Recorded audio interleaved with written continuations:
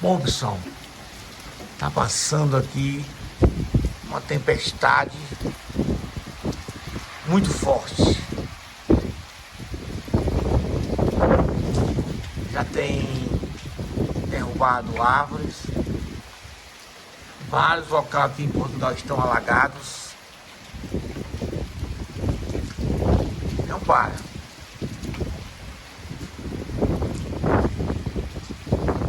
Ventos muito forte.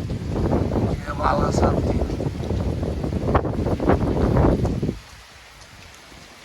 Tempo muito fechado.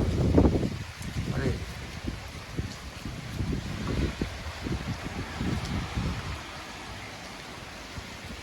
Por aqui no quarto andar, dá pra ver aí. Aqui ela ainda tá meio fraca, né? Mas em outros lugares aqui, muitos alagamentos.